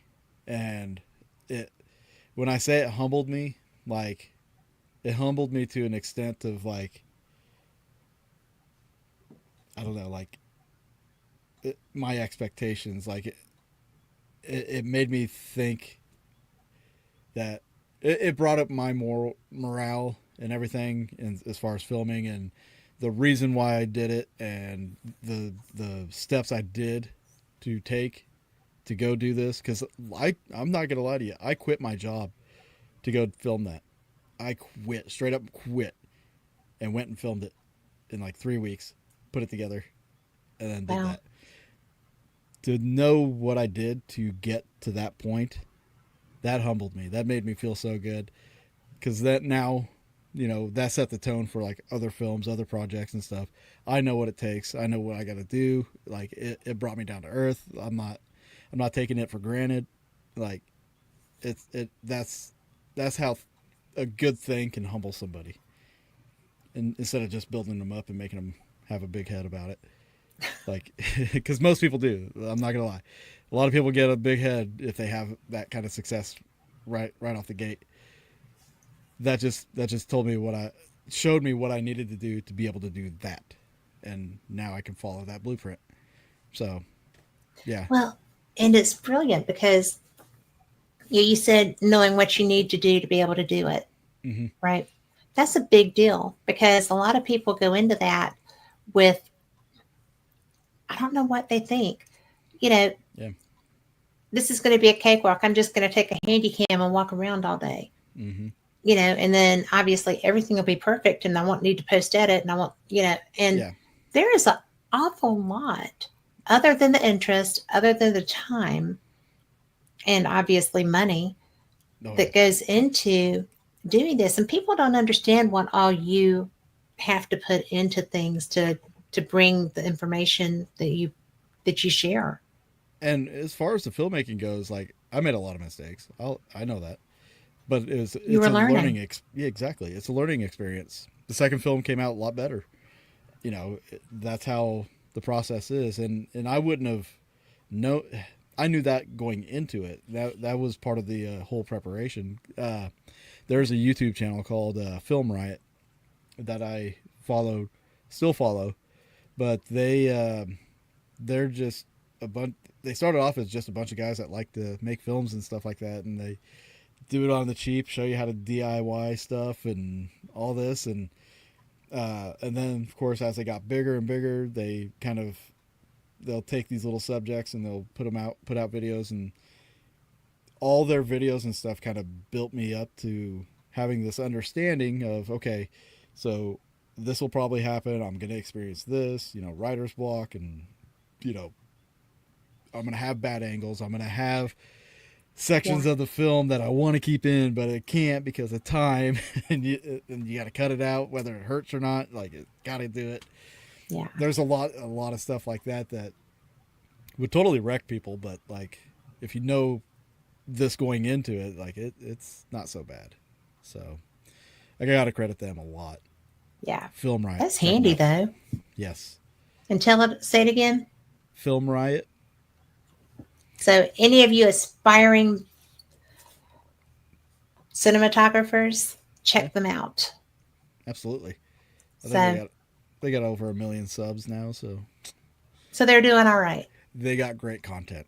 They've got amazing content. They even did some short films on there that are pretty hilarious, but yeah, they do good. They do good work. So, Well, cool beans.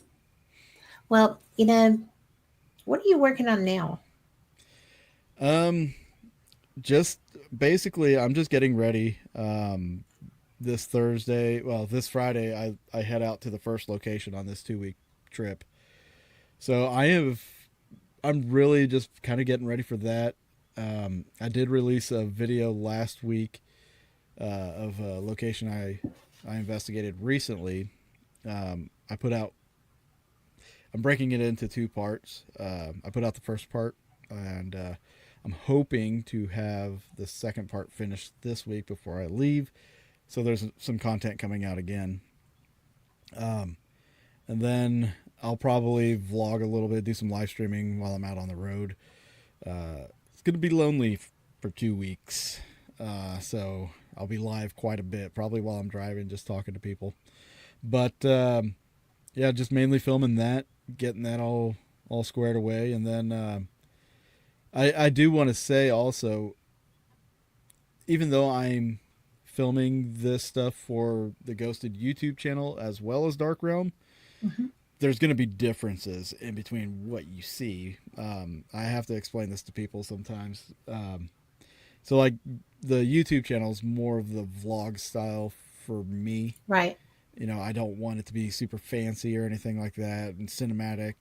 That's what I'm going to do for Dark Realm. Like, what what they get out of my filming is going to be more cinematic. The production is going to be a lot better. Plus, there's also going to be parts of the investigation that are not on YouTube that's going to be specifically for Dark Realm. So there's going to be, hours of video that aren't even going to make it to YouTube. It's just going to be reserved for Dark Realm. So same locations, different content. That's fun. Yeah, it's I can't wait to get all this stuff put together for Dark Realm because I, Jay and Jason and Joe, like, those guys they're awesome. I like them. I was on oh crap, now I'm gonna blank on VidiSpace. Right. When VidiSpace was a thing, I was on there, um, but it was just so poorly run. Like, there was no communication. Yeah. And from what I heard, nobody really got paid. I got paid a couple times, but like nobody got paid for their content.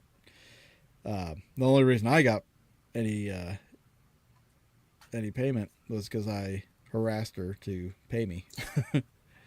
um, but I heard that was the case a lot of the time. yeah, but I know with Jason and Jay, I mainly talk to Jason about all this stuff, but talking with Jason, like I know again, it's all about expectations and understanding what you're doing when things are happening and whatnot. So he and I have gone through everything, like, so I know what I'm expecting from them and what they can expect from me and everything. So we just kind of have this this mutual agreement and understanding and stuff going in.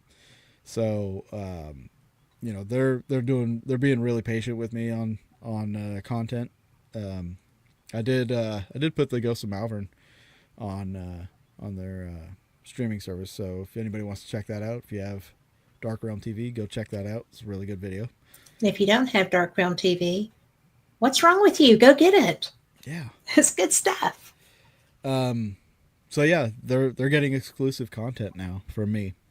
So I think that's very cool. Yeah. That alone is worth the price of admission. That's right. That's right. So, in my book. Well, if you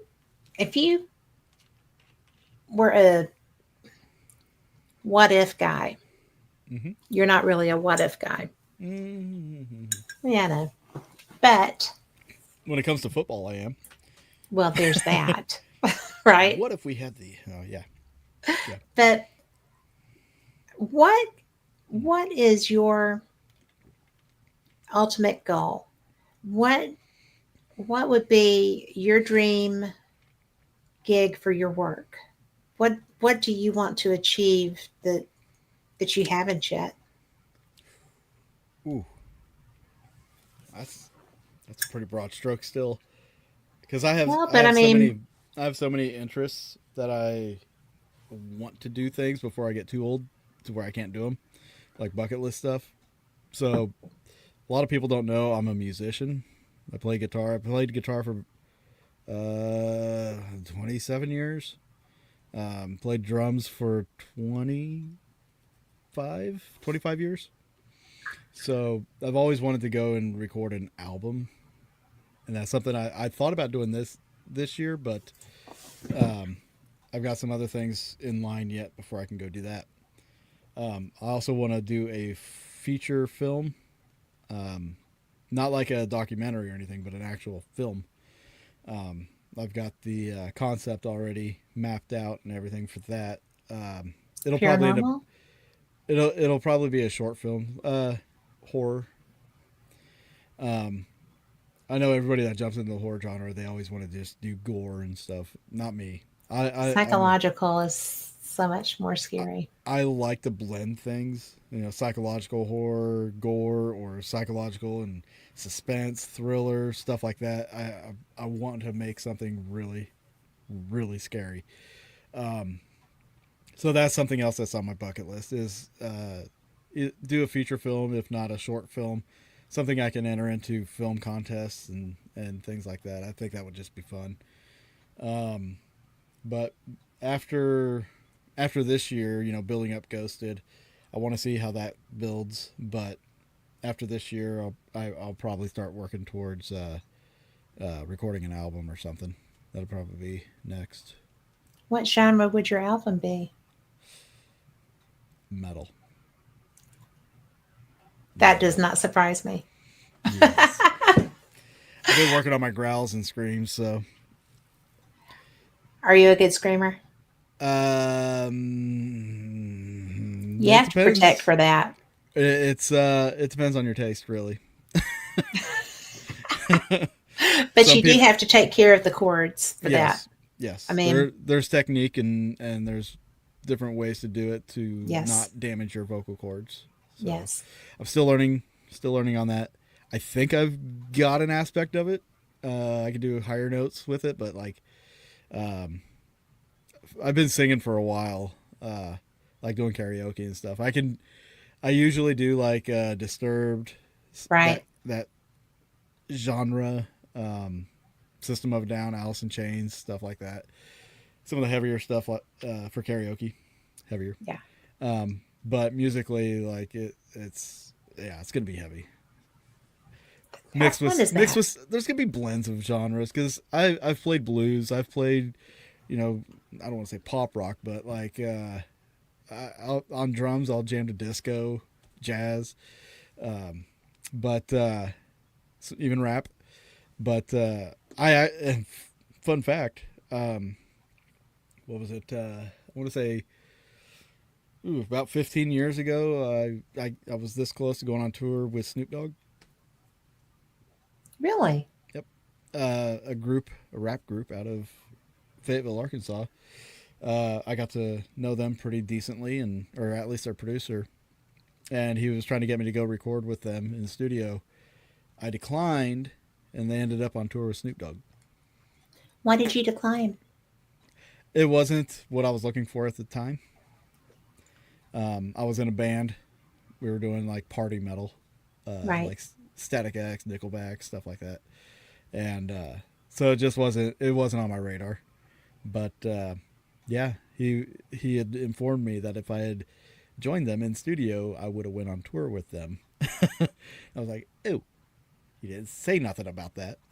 But Hindsight, right? yeah. Hindsight's always 20/20. But you know, the main thing is that you were being true to you. Yeah, So, I like to keep me happy. Well, that's what you do. Right? And we did not have anybody entered for these magazines. And I see you out there. Come so on now. Somebody, oh, we have 4? I don't see that. Oh well. I don't even see I stand corrected. But you know what? Do it anyway. If you haven't done it yet, put #whites in as a comment, and you will be registered to win. So, #lights. Or lights. But, you know, that is so funny because that is not, thank you, Carl. That is not something that I really expected to be your answer. Music? Yeah. Music. Yeah, no, I like to tell people until you get to know me, I'm pretty generic. But when you do get to know me, you'll find out. You're not generic. When you get to know me, you'll find out I've lived a very fascinating life, and I used to call myself the most interesting man in the world. Well, you know what? That's good, because as long as you're happy with you, oh yeah, you are the most interesting person in the world to you. Oh yeah, and that makes you a lot more fun for other people to interact with too. And the older I get, the more people will actually want to hear my stories. Funny how that works, right? It is. So at work we've got this old gentleman, Phil. He's probably like 80 something years old, and boy, he likes to tell stories. He will just go on these rants about like stuff he's experienced, stuff he's done in his life, and sometimes it's interesting, but then sometimes it's like, dude, shut up and work. But it's enough, old man. Yeah, no, it's fun swapping some stories with him because like some of my experiments parallel some of his experiences, and some of my tastes we blend on tastes, like especially with music. You know, my first concert was something that he probably visited like in his 40s or something. Like my first concert was Blue Oyster Cult, Nazareth, and Foghat. Oh my God, I love Foghat. It was an awesome show. So I love all of them, but Foghat was kind of my jam. Yeah. Blue Oyster Cult was actually heavier live than I expected them to be because of the way their albums sound, but live, whew, they stole the show. I mean, it's a party. Yeah. Yeah. But no, like this old guy, like he's got all this information. He's like an encyclopedia. He'll talk to you about karate, Asia, like all this stuff that's music. He's not a very big sports guy, but like any older gentleman, he's into politics, and that's where we differ. Well, you know, I don't talk to him about politics. I do make fun of him though. I pick on him. Well, he probably doesn't care. No, he doesn't. He picks on me too. We go back and forth. We know we're jesting, but well, you know, that's the difference between friends and acquaintances. Yeah. You know, you can get away with more with a friend, and that's all good. But mainly, I try not to talk about it because I like having friends, and I have friends that don't even talk to each other anymore, and I'm kind of like Switzerland in the middle, Yeah. and I'm like, I'm not talking to either one of you. It's like I don't even know, if you're you know. invested in it that much to where it affects your daily life, I know, and go do something else. it's in the long run.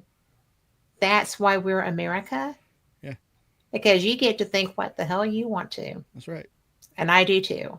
Hmm. And it doesn't matter. Don't have any business knowing yours, and it's just that's why we're America, America. because we all get to think what the hell we want to. My heart goes out to You're like, no, no, no. But it's so much fun because That's for you, you Carl. know, ever since I was a kid, that's been a topic that I love. I was a political science major, Oh, yeah. and it's just like, nope, nope, nope, not talking about it. Go away. See, And this is one of those things that, uh, and that's been that way for decades. I mean, I mean, like, it's not just right now. People think it's just right now, but America has always, because we're independent. yeah. We live our own lives. We don't have to kowtow to anybody. And if you don't like me, that's all right. Somebody will. So, I don't worry about it. so this is one of those interesting aspects of my life that people don't know. Um, my friend and I, we were gonna push for him to run for president back in Cool. 2016.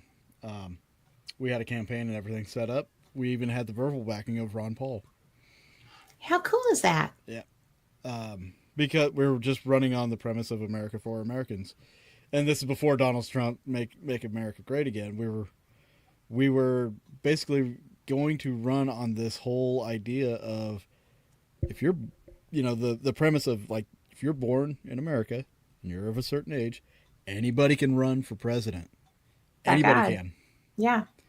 as long as you have. I guess you have to have $5,000 to put down for the application, and then your uh, uh, crap, your party, you have to raise $10,000 at least $10,000 for your campaign. And we weren't really going to raise all that much money because I mean we had to get $10,000. But um, the way we were going to do our campaigning was, as paranormal investigators and stuff, we've been on the news a lot. We know like morning shows at local TV stations. You Yeah. can just go on there for free. You just schedule it. You can go on there for free. We were gonna go on the road, just driving around to all these TV stations, do our campaigning on the morning news at all these locations, Brilliant. and it wasn't gonna cost much to do that. Which like all these, politicians, they're raising millions of dollars to do that. Just take a few $1,000s and go drive around the country.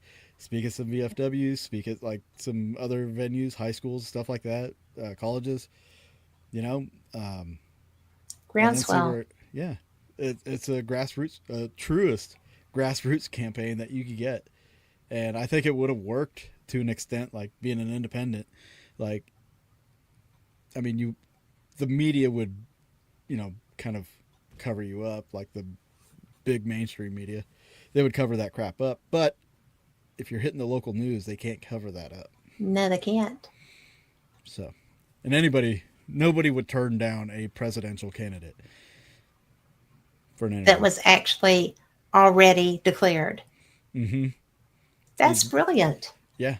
So we were gonna do all that, and then so like Ron Paul's we were gonna try to see if Ron Paul would financially back us. He wouldn't because Rand Paul was running.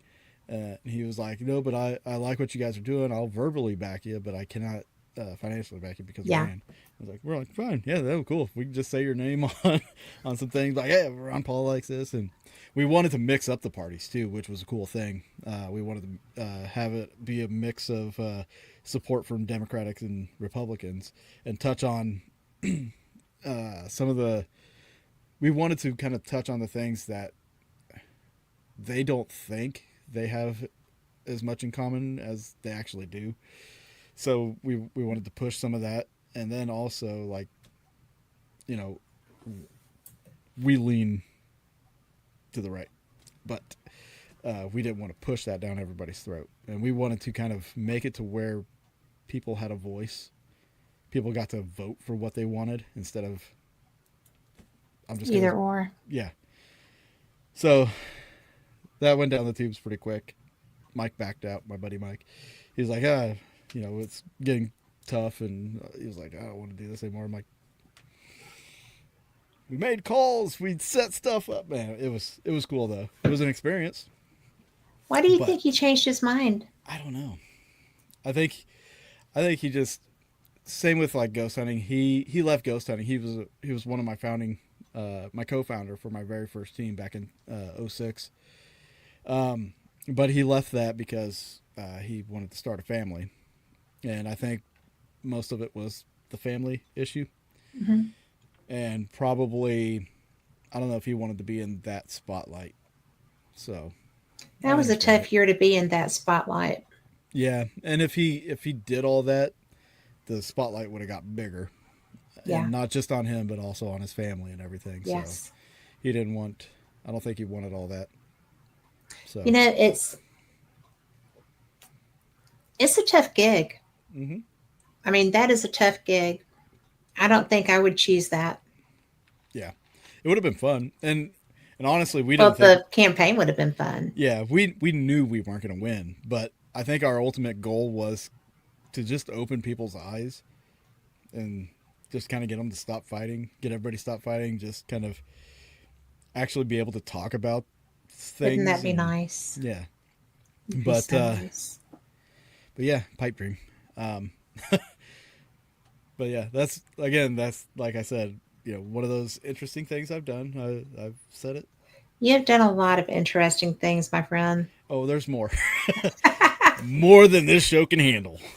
Well, you'll have to come back and tell me some more about them. I will. Just give me the heads up. I will do that. And we are fixing to go with no magazines given out if somebody doesn't come in and put the hashtag lights in chat, because you have to enter to win. So, you know what? I think that I'm so glad that I reached out to you. Yeah. Because I enjoy your work so much. I enjoy the conversation. I can't believe it's been so long since we had one. It will not be that long again. I've had a kid. You're like, oh yeah, I know. How old? She is 5 now. Has it been that long? Yeah, she's gonna be 6 this year. Holy cow. I know. She's playing t-ball for the second year now, and in pre-K and all that good stuff that drives me crazy. But oh, this is not the part that's going to drive you crazy. You just wait. Yeah, she's gonna stay at her mom's for that. But no, she's a daddy's girl. She's 100% daddy's girl. Any parent can relate to this that has a good relationship with their kids. My daughter, like her mom and I, of course, were split. We live like 10, 15 minutes away from each other. But my daughter sits there and tells her mom that I'm her favorite and that she wants to come and live with me and all this. Of course, it makes me feel good. And I feel bad for her mom sometimes. That she has to listen to this. And she'll sit there and do this in front of me, too. It's like, shut up. Let's keep that between us, But no, like we co-parent really well. But my daughter acts just like I do. She's a smart ass. She's sarcastic. She's funny. She kind of likes sports. She's a Bears fan. She loves the Bears now because of me. I didn't force it on her. I just wore a lot of Bears gear and, had the Bears on TV a lot and had her watch some games with me. She's a gamer. I had her, she was playing like Tony Hawk Pro Skater on when she was like 2. Really? Yeah, she loves fishing. And this blew my mind. When I first took her fishing for the very first time, she already knew how to cast. I didn't show her anything. And it makes me wonder, like, if she'd done some fishing in a past life and maybe it was just like coming back to her and she's like, but yeah, she was casting. That makes sense. It was kind of freaky to me. I got video of it too. I'm like, man, I hope I don't have to teach her a whole lot. Maybe she can teach me something. There you go. But it's cool. It's cool having a kid that's your exact replica. I have 2 that are exact and one that's pretty damn close. Yeah. So, but we're out of time. Carl is probably sitting there going, "It's time to go." He's like, but wrap it. But thank you so much. I had the best time with you. Well, thank you. I had a great time too. And I look forward to the next. Absolutely. All right. And for everyone listening, you're the reason we do these shows. Thank you for being here. And we will see you. Oh, we're going. Lorraine Dorsey. You have got magazines. So we'll see you same cat time, same cat channel. Take care. Be blessed. And you know what? Thanks for being here. Good night.